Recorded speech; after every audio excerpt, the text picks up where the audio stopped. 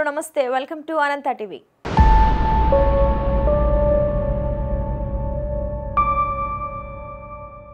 రాజధాని అమరావతి నిర్మాణం ఇక పరుగులు పెట్టనుంది.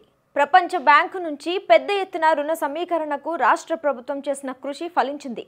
కేంద్రం నుంచి పూర్తి సహకారం ఉండడంతో మరో నెలన్నరలోనే ఈ ప్రక్రియ అయితే కొలిక్కి రాబోతుంది. రాజధానికి 15,000 కోట్ల రుణం ఇచ్చేందుకు సూత్రప్రాయంగా ఆమోదం తెలుపుతూ ప్రపంచ బ్యాంకు నుంచి కేంద్రానికి ఇటీవలే లేఖ అందింది.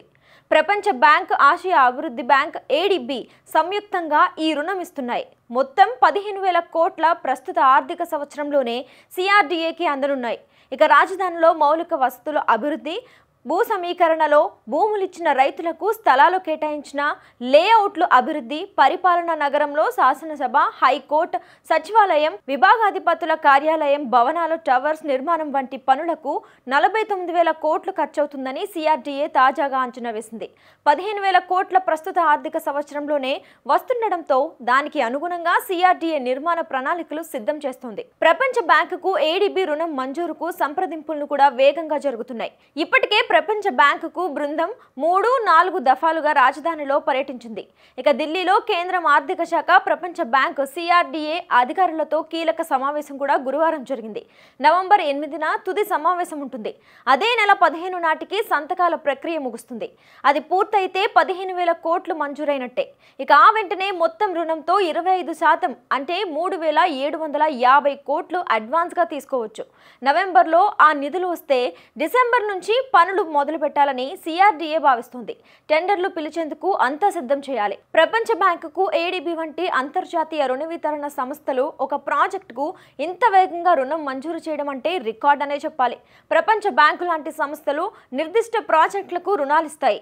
ఆ ప్రాజెక్టు వల్ల పర్యావరణం, సమాజంపై ఎలాంటి ప్రభావం పడుతుంది, నిర్వాసితులకు సహాయం, పునరావాస ప్యాకేజ్ సంతృప్తికరంగా ఉందా వంటి అంశాలను కూడా కులంకుషంగా అధ్యయనం చేశాకే రుణం ఇస్తాయి.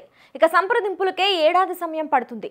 అలాంటిది రాజధాని అమరావతికి రుణం మంజూరు ప్రక్రియను ఆగస్టు 20న ప్రారంభించి నవంబర్ నాటికి కొలిక్కి తెస్తోంది. 3 నెలల్లోనే అవసరమైన ప్రక్రియలన్నీ పూర్తి చేసుకుని రుణం మంజూరు చేస్తుండడం అంటే విశేషం. ఇక 2019కి ముందు రాజధాని నిర్మాణానికి 3,500 కోట్ల రుణం ఇచ్చేందుకు ప్రపంచ బ్యాంకుకు ముందుకొచ్చి అవసరమైన ప్రక్రియలన్నీ కూడా పూర్తి చేసింది. 2019లో వచ్చిన జగన్ ప్రభుత్వం రాజధానికి రుణం అవసరం లేదని కేంద్ర ఆర్థిక శాఖ ద్వారా ప్రపంచ బ్యాంకుకు చెప్పడంతో ఆ ప్రక్రియ నిలిచిపోయింది. అమరావతిలో రాజధాని నిర్మాణం చేపట్టే విషయంలో TDP కూటమి ప్రభుత్వం అత్యంత ప్రతిష్టాత్మకంగా తీసుకుంది. గత వైసీపీ ప్రభుత్వంలో అమరావతిలో ఎక్కడెక్కడ నిర్మాణాలు నిలిచిపోవడం, అమరావతిని శాసన రాజధానిగా ప్రకటించడంతో అక్కడ అభివృద్ధి అంతంత మాత్రమే అన్నట్లుగా ఉండడంతో అమరావతిని పూర్తి స్థాయి రాజధానిగా చేసేందుకు అక్కడ అన్ని మౌలిక సదుపాయాలను కూడా ఏర్పాటు చేసి అభివృద్ధి చేయాలని భావిస్తున్న TDP, జనసేన, BJP కూటమి ప్రభుత్వానికి ప్రపంచ బ్యాంక్ సహకారం కూడా తోడైంది. కేంద్ర రాష్ట్రాలలో NDA భాగస్వాములే అధికారంలో ఉండడంతో రాజధానికి గ్రహణం వీడింది. ప్రస్తుత ఆర్థిక సంవత్సరంలోనే 15,000 కోట్ల రుణం అందిస్తామని తాజా బడ్జెట్లో కేంద్రం ప్రకటించింది. అక్కడి నుంచి రుణం మంజూరుకు అవసరమైన పరిణామాలన్నీ కూడా శరవేగంగా జరుగుతున్నాయి. రాజధానికి ప్రపంచ బ్యాంకుకు ADB ఇస్తోంది. పేరుకు రుణమే అయినా అది రాష్ట్ర ప్రభుత్వానికి భారం కాబోతుంది. కేంద్రం ప్రత్యేక ప్యాకేజ్ కింద నిలుస్తోంది. ఇక ఈ రుణంపై 15 ఏళ్ల పాటు మారిటోరియం ఉంటుంది. చెల్లించాల్సిన వడ్డీ కూడా 4% లోపే ఉంటుంది. పైగా ఆ రుణంలో కేంద్ర ప్రభుత్వం 90%, రాష్ట్ర ప్రభుత్వం 10% చొప్పున భరించనున్నాయి.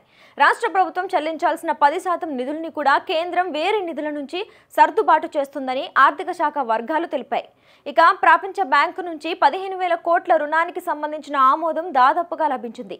ఈ మేరకు కేంద్రానికి ప్రపంచ బ్యాంకు నుంచి లేఖ అందింది. ప్రస్తుత ఆర్థిక సంవత్సరంలోనే ఈ మొత్తం CRDAకు అందిస్తున్నాయి.